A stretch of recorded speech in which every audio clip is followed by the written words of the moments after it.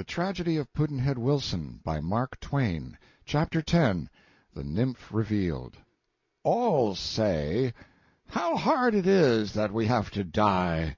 A strange complaint to come from the mouths of people who have had to live.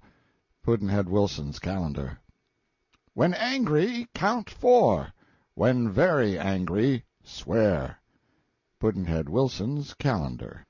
Every now and then, after Tom went to bed, he had sudden wakings out of his sleep, and his first thought was, "Oh, joy! It was all a dream." Then he laid himself heavily down again, with a groan and the muttered words, "A nigger! I am a nigger! Oh, I wish I was dead!" He woke at dawn with one more repetition of this horror, and then he resolved to meddle no more with that treacherous sleep. He began to think. Sufficiently bitter thinkings they were. They wandered along something after this fashion. Why were niggers and whites made? What crime did the uncreated first nigger commit that the curse of birth was decreed for him? And why is this awful difference made between white and black? How hard the nigger's fate seems this morning, yet until last night such a thought never entered my head. He sighed and groaned an hour or more away. Then Chambers came humbly in to say that breakfast was nearly ready.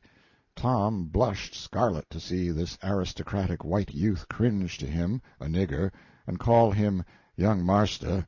He said roughly, "Get out of my sight!" And when the youth was gone, he muttered, "He has done me no harm, poor wretch, but he is an eyesore to me now, for he is Driscoll, the young gentleman, and I am oh, I wish I was dead." A gigantic eruption, like that of Krakatoa a few years ago, with the accompanying earthquakes, tidal waves, and clouds of volcanic dust, changes the face of the surrounding landscape beyond recognition, bringing down the high lands, elevating the low, making fair lakes where deserts had been, and deserts where green prairies had smiled before. The tremendous catastrophe which had befallen Tom had changed his moral landscape in much the same way. Some of his low places he found lifted to ideals, some of his ideas had sunk to the valleys, and lay there with the sackcloth and ashes of pumice stone and sulphur on their ruined heads. For days he wandered in lonely places, thinking, trying to get his bearings. It was new work. If he had met a friend, he found that the habit of a lifetime had in some mysterious way vanished. His arm hung limp instead of involuntarily extending the hand for a shake. It was the nigger in him asserting its humility, and he blushed and was abashed. And the nigger in him was surprised when the white friend put out his hand for a shake with him. He found the nigger in him involuntarily giving the road on the sidewalk to a white rowdy and loafer. When Rowena, the dearest thing his heart knew, the idol of his secret worship, invited him in, the nigger in him made an embarrassed excuse and was afraid to enter and sit with the dread white folks on equal terms. The nigger in him went shrinking and skulking here and there and yonder, and fancying it saw suspicion and maybe detection in all faces, tones, and gestures. So strange and uncharacteristic was Tom's conduct that people noticed it, and turned to look after him when he passed on.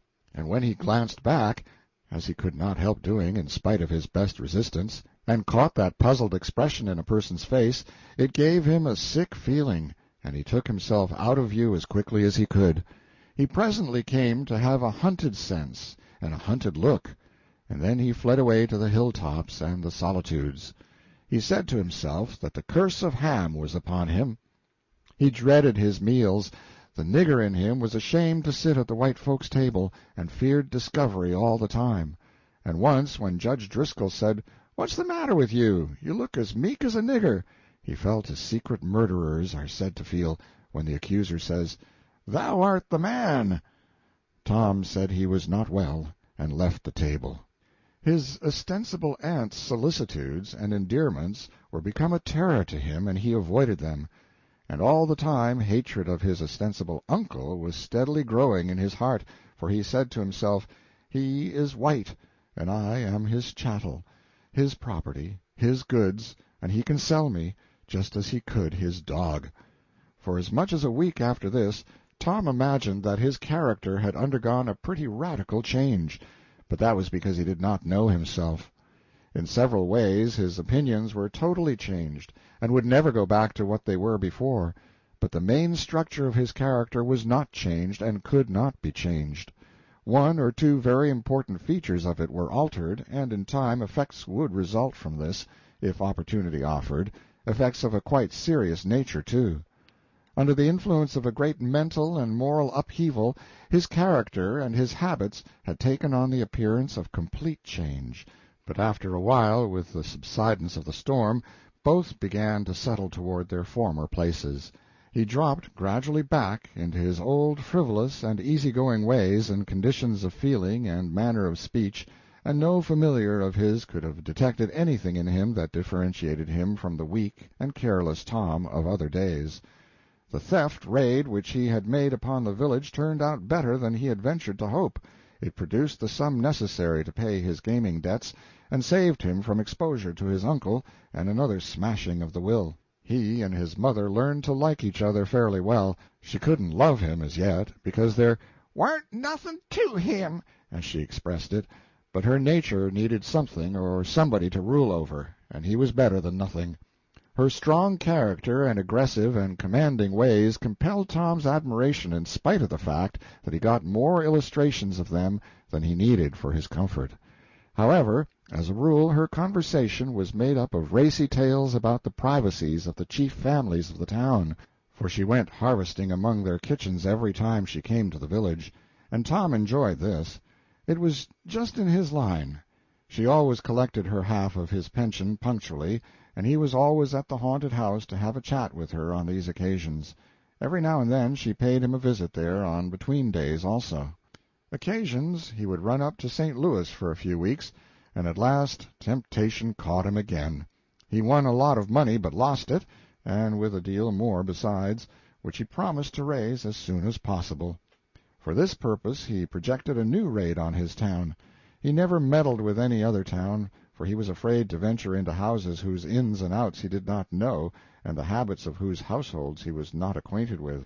He arrived at the haunted house in disguise on the Wednesday before the advent of the twins, after writing his Aunt Pratt that he would not arrive until 2 days after, and laying in hiding there with his mother until toward daylight Friday morning, when he went to his uncle's house and entered by the back way with his own key, and slipped up to his room, where he could have the use of the mirror and toilet articles.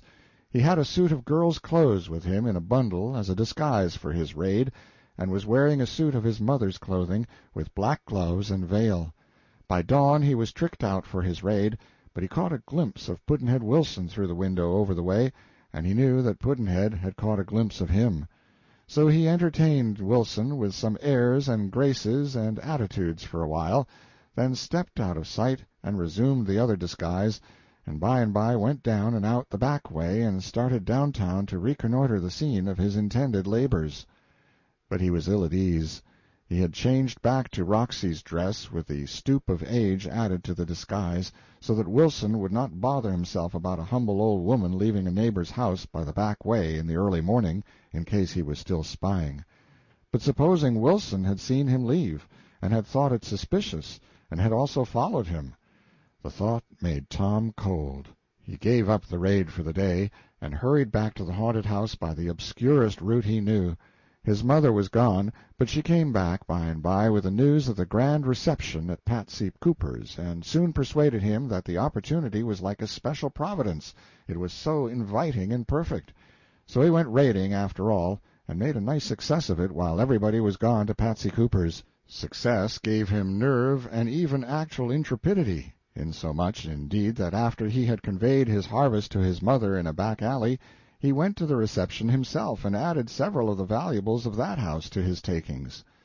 After this long digression, we have now arrived once more at the point where Pudd'nhead Wilson, while waiting for the arrival of the twins on that same Friday evening, sat puzzling over the strange apparition of that morning, a girl in young Tom Driscoll's bedroom, fretting and guessing and puzzling over it and wondering who the shameless creature might be.